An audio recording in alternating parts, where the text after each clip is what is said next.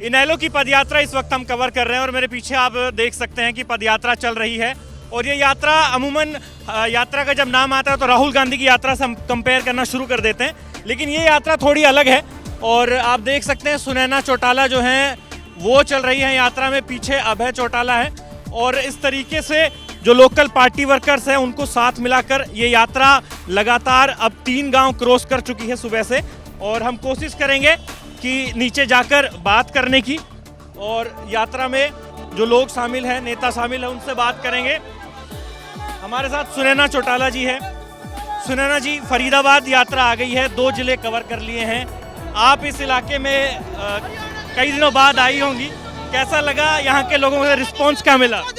देखिए, मुझे ये जान के बहुत खुशी है कि आज भी जो ग्राउंड पे जितने भी लोग हैं वो आदरणीय चौधरी देवीलाल जी, ओम प्रकाश जी चौटाला की नीतियों से प्रभावित हैं और बार बार मुझसे एक ही बात कहते दिखते हैं कि चौटाला का राज सबसे बढ़िया राज था। और आपने देखा होगा कि वीरेंद्र सिंह जी जो बीजेपी में है, उन्होंने भी अपने बयान में कहा कि सबसे अच्छा राज ओम प्रकाश जी चौटाला चला सकते हैं।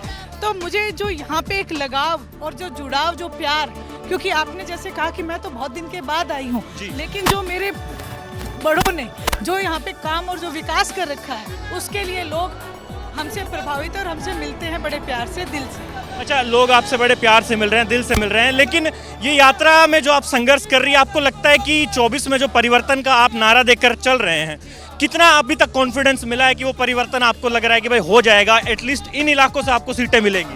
देखिए, समस्त हरियाणा की मैं बात करूंगी क्योंकि मैं हरियाणा प्रदेश की महासचिव हूँ। अभय सिंह जी चौटाला पूरे हरियाणा प्रदेश के, तो एक मैं और अभय सिंह जी या अर्जुन या जो हमारे साथ है वो नहीं चल रही है, पूरा हरियाणा हमारे साथ चल रहा है। और हम इस बात के लिए बड़े निश्चिंत हैं कि 2024 में निश्चित रूप से परिवर्तन होगा। जो सरकार की नीतियां हैं वो सरासर गलत है। आज हर वर्ग धरने पे बैठा है, चाहे वो हमारे मुखिया लगाओ, गांव के मुखिया जिनको लोगों ने चुन के भेजा, वो मुखिया भी आज हताश है, परेशान है। आंगनवाड़ी की महिलाएं, आशा वर्कर, जो हमारे स्कूल के विद्यार्थी, जो मेडिकल के विद्यार्थी, उनकी फीस बढ़ोतरी। अब मैं कौन सी बात आपको गिनाऊं? अभी गांव में जो मैं सड़कें चल के आ रही हूँ, वो सड़कें नहीं, गड्ढे ज्यादा है, गड्ढे हैं सड़कों में, लेकिन आप लोगों तक मैसेज पहुंच रहा है आपका। जो महिलाएं हैं खासकर, वो आपको क्या कह रही है? महिलाएं कह रही है कि महंगाई से निजात चाहिए, और आदरणीय अभय सिंह जी चौटाला ने ये वचन दिया है कि महिलाएं मिलके ये परिवर्तन लेके आए, इंडियन नेशनल लोकदल की सरकार बनाए। उनको महीने का 1 सिलेंडर, जो आज सबसे ज्यादा महंगाई पे है, 1 सिलेंडर हर महीने मुफ्त दिया जाएगा और 1100 रुपये उनको रसोई का खर्च दिया जाएगा।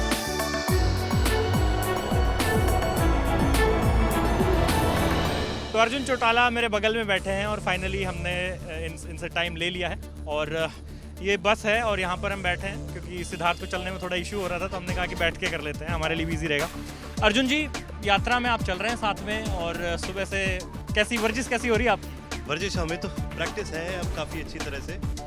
इनफैक्ट यात्रा से पहले बहुत लोगों ने हमसे पूछा था कि जी आपकी प्रैक्टिस पूरी है कि नहीं है, तो हमारा तो जी ये रोज़ का काम है, इतना चलना, लोगों के साथ रहना, तो हमारे लिए मुश्किल नहीं है, उल्टा हमारी तो खुराक है ये। जितना हम लोगों से मिलते हैं, साथियों से मिलते हैं, उतनी ज़्यादा हमें ऊर्जा और मिलती है। जी, इस तरह की पदयात्राएं अब जो है शुरू हुई हैं देश में। जैसे हरियाणा की बात करूं, राहुल गांधी आए, फिर बलराज कुंडू ने पदयात्रा की, और अब आप लोगों की पदयात्रा चल रही है। लेकिन सब लोग सरकार बनाने का दावा कर रहे हैं, खासकर जो विपक्षी पार्टियां हरियाणा में, कांग्रेस है और आपकी पार्टी है और आम आदमी पार्टी भी अब ताल ठोक रही है। तो आप कैसे देखते हैं आने वाले जो इलेक्शन है उसमें आप लोगों का मुकाबला किससे होने जा रहा है? देखिए जी, आपने और पदयात्राएं गिनाई, मैं आपसे उसी माध्यम से ही पूछना चाहूँगा भी इन पदयात्राओं का उद्देश्य क्या था? चाहे कुंडू साहब की पदयात्रा हो, क्या अचीव करा उसने? राहुल गांधी की जो पदयात्रा हो, भारत जोड़ो के नाम से थी, लेकिन सभी को पता है कि वो भारत जोड़ो यात्रा नहीं थी, वो राहुल के साथ जोड़ो एक यात्रा थी। जब मेन फोकस ही कांग्रेस का उस समय राहुल गांधी थे।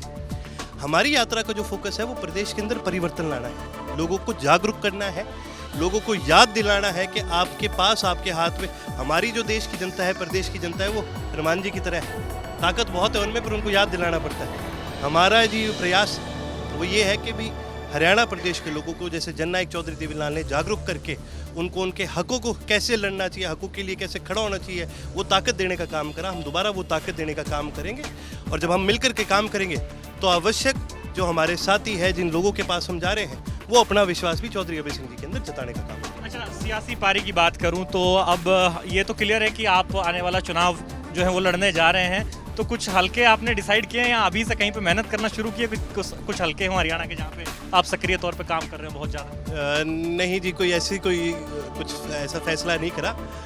हम पार्टी के कार्यकर्ता है, जो भी फैसले पार्टी के हित में होंगे, चाहे वो मेरे लड़ने से होते हैं कि मेरे ना लड़ने से होते हैं, जो भी फैसले पार्टी के हित में होंगे, हमारे कार्यकर्ता के हित में होंगे, वो फैसले होंगे।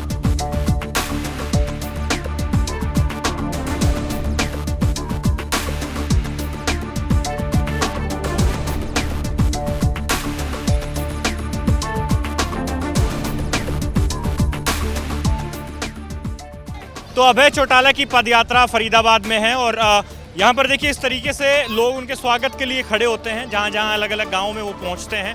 और ये एक गाँव है और यहाँ पर इनेलो के झंडे इन बच्चों के हाथ में आपको नज़र आ रहे होंगे। और मेरे पीछे जो ये लोग देख रहे हैं, ये सब अभय चौटाला के स्वागत के लिए, उनकी परिवर्तन यात्रा के स्वागत के लिए यहाँ पर खड़े हैं। लोगों से बातचीत करते हैं कि किस तरीके से यहाँ पर स्वागत किया जाएगा और कौन से गाँव से आए हैं। जी, आप लोग यहाँ पहुँचे हैं सब लोग, तो कौन सा ये गांव है और किसके स्वागत के लिए आप लोग खड़े हैं? ये गांव नीम का है। हम अभय चौटाला को उद्घाटन के लिए खड़े हैं यहाँ पर। सभी बहन भाइयों, हमारे परिवार है सब यहाँ, उसके स्वागत के लिए हम खड़े हैं यहाँ पर। मैं खुद इंडियन नेशनल लोक दल से चेयरमैन हूँ, इंडियन नेशनल लोक दल से।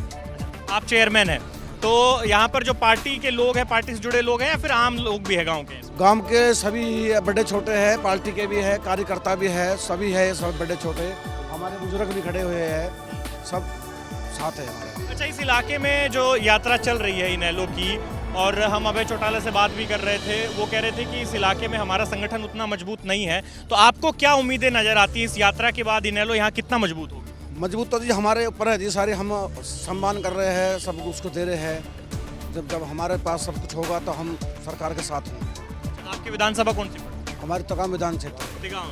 अच्छा, तिगांव विधानसभा है, तो आपको लगता है कि तिगांव विधानसभा में इनेलो का कुछ हो सकता है आने वाले? ज़्यादा बहुत तगड़ा रस है, बहुत तगड़ा रस है। बहुत तगड़ा रस। लेकिन जब बात आती है चुनावों की, तो हमने देखा है कि इनेलो पार्टी एक समय में पूर्ण बहुमत की सरकार बनाती थी और एकमात्र एक विधायक रह गया, वो भी खुद अभय सिंह चौटाला। कैसे देखते हैं इसको आप? अरे बहुत बढ़िया देख रहे हैं भैया, सारा देश देख रहा है। हाँ जी, आप बताइए कौन से गांव से आए? नीम का सही है। नीम का सही है। इनेलो पार्टी से जुड़े हैं? हाँ जी। आप इनेलो पार्टी से क्यों जुड़े, क्या अच्छा लगता है आपको? चौटाला जी बढ़िया आदमी है, इसलिए जुड़ रहे हैं। और भी लोग हैं हमारे साथ, उनसे भी बात करते हैं। आप कहाँ से आए हैं जी? बड़ौली से जी। अच्छा, तो आप यहाँ पहुँचे इनेलो पार्टी के वर्कर हैं या फिर आप देखने आए हैं बस? देखने नहीं आए, वर्कर भी हैं, वर्कर भी हैं, वोटर भी हैं। वोटर भी है। तो पार्टी फिर यहाँ से टिकट जब मिलती है तो निकालती क्यों नहीं है सीट? क्या दिक्कत क्या है, सीटें क्यों नहीं आती? निकाल देंगे, कैंडिडेट बढ़िया लाएंगे। तो किसको कैंडिडेट चाहते हैं आप? ये तो भाई साहब को चाहते हैं हम। अच्छा, आप उनको कैंडिडेट चाहते हैं?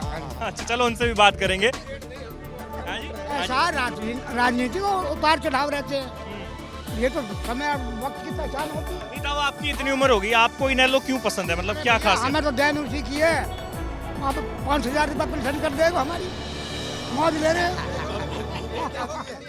हाँ जी, हाँ हाँ, भूखे क्या चाहिए, दवा अंडे। अच्छा, बुजुर्ग कह रहे हैं कि बुढ़ापा पेंशन 5,000 रुपए कर देंगे। आप युवाओं को क्या उम्मीद नजर? हमें युवाओं को सबसे बड़ी नज़र ये आ रही है कि जो 8 साल तक अब तक जो वैकेंसी कैंसिल होती हुई है, हमें वो रोजगार अपने लिए दिख रहा है कि हमें नौकरी भी मिलेगी, आगे सपोर्ट भी मिलेगी। और सरकार के लिए हम अगर बढ़ चढ़ कर भाग लेंगे तो सरकार तो हमारे लिए बहुत कुछ करेगी, जैसे बुजुर्गों के लिए पेंशन का, हमारे लिए रोजगार का।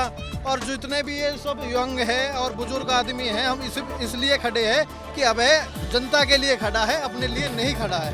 और हम अभय चौटाला जी का दिल से यहाँ स्वागत कर रहे हैं, मन से स्वागत कर रहे हैं और एंड तक उनका साथ देंगे हमेशा। अच्छा, एक बात बताइए कि बहुत सारा जो कैडर था इनेलो का वो जजपा में चला गया टूट के, बहुत सारे यूथ भी दुष्यंत चौटाला के साथ चले गए।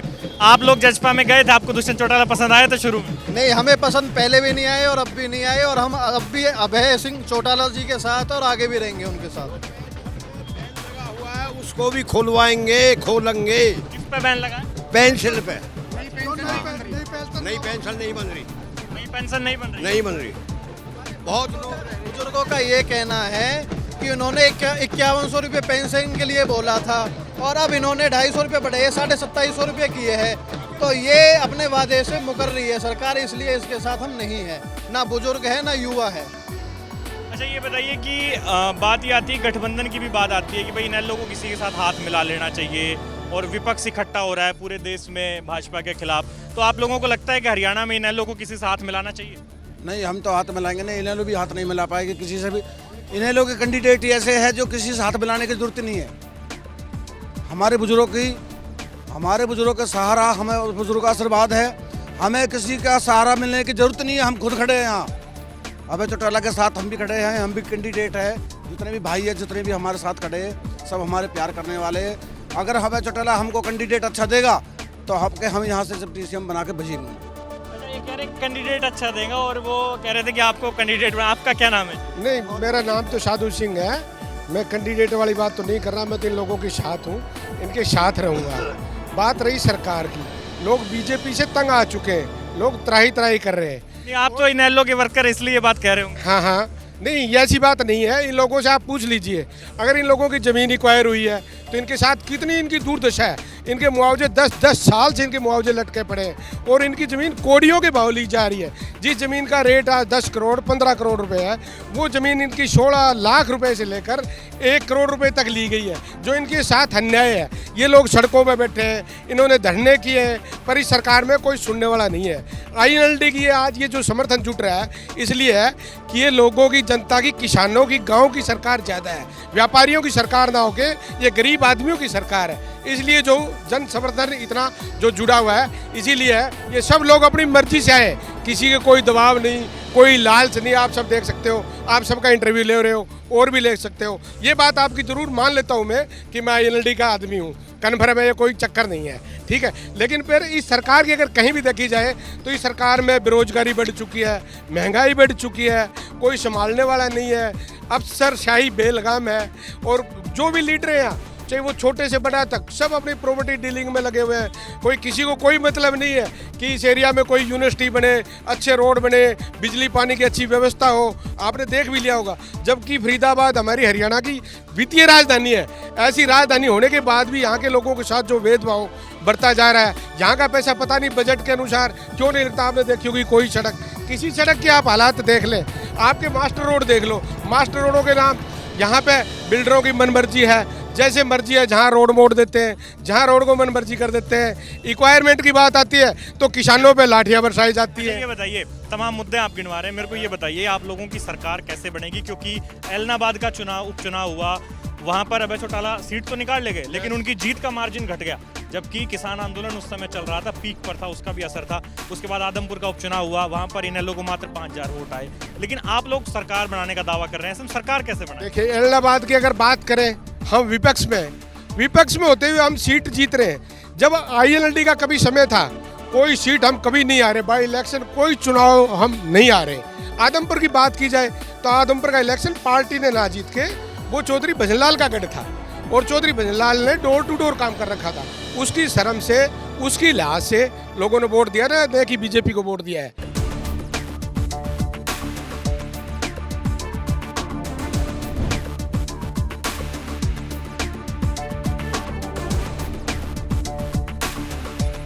तो अभय चौटाला की यात्रा अब बल्लभगढ़ में एंट्री ले चुकी है। आप मेरे बगल में तस्वीरें देख सकते हैं कि यात्रा शाम का वक्त हो चुका है, यात्रा लगभग खत्म होने को है और बल्लभगढ़ में यात्रा अब पहुंच गई है। इस तरीके से ये हुजूम है, ये देख सकते हैं लोकदल के झंडों के साथ आगे बढ़ता हुआ। और बल्लभगढ़ की जो जाट भवन है सेक्टर 3 में, वहाँ पर आज इस यात्रा का रात्रि ठहराव होगा और सुबह से जब ये यात्रा शुरू होती है, शाम तक इसी तरीके से काफिला जो है वो चलता है वर्करों का साथ में। कई गांवों में हमने देखा कि अभय चौटाला का बहुत अच्छा स्वागत हुआ, लोगों ने अपनी समस्याएं उनको बताई, उन्होंने भी लोगों की समस्याओं को एड्रेस किया। हालांकि इस क्षेत्र में इनेलो का उतना संगठन न मजबूत है, ना ही इनेलो का कभी उतना प्रभाव रहा है। हाँ, मेवात और पलवल के इलाकों में जरूर इनेलो का प्रभाव रहा है। तो इस पूरी यात्रा से खासकर इन 3 जिलों में फरीदाबाद, मेवात और पलवल में इनेलो क्या हासिल करेगी, जो मेहनत हमें यहाँ पर नज़र आ रही है, जो संघर्ष यहाँ नज़र आ रहा है और जो सड़कों पर धूल फांक रहे हैं इनेलो के नेता हैं, उसमें अभय चौटाला से लेकर तमाम बड़े छोटे नेता यहाँ सड़क पे है, वो इनको कितना फ़ायदा देगा ये देखना भी बहुत इम्पोर्टेंट होगा। और इस पूरी यात्रा के दौरान जो लोग आए हैं, क्या वो इनेलो के साथ जाएंगे 2024 में, इनेलो को वोट करेंगे या नहीं, ये अभी एक बड़ा सवाल बना हुआ है, जिसका जवाब हमें 2024 में मिलेगा। लेकिन इतना जरूर है कि अभय चौटाला इस यात्रा के जरिए अपना शक्ति प्रदर्शन कर रहे हैं, अपनी पार्टी का खोया हुआ जो जनाधार है उसको वापस जोड़ने की कोशिश कर रहे हैं, और उनकी ये कोशिश रंग लाती नजर आएगी या नहीं ये तो वक्त ही बताएगा। फिलहाल ये जो मेहनत है वो अभय चौटाला की चल रही है, और इस मेहनत को हम भी दिखाते रहेंगे, उनसे सवाल भी करेंगे, आपके हिस्से के सवाल भी करेंगे। और आज जो है ये यात्रा बल्लभगढ़ में रुक जाएगी, यहाँ पर यात्रा का आज समापन हो जाएगा।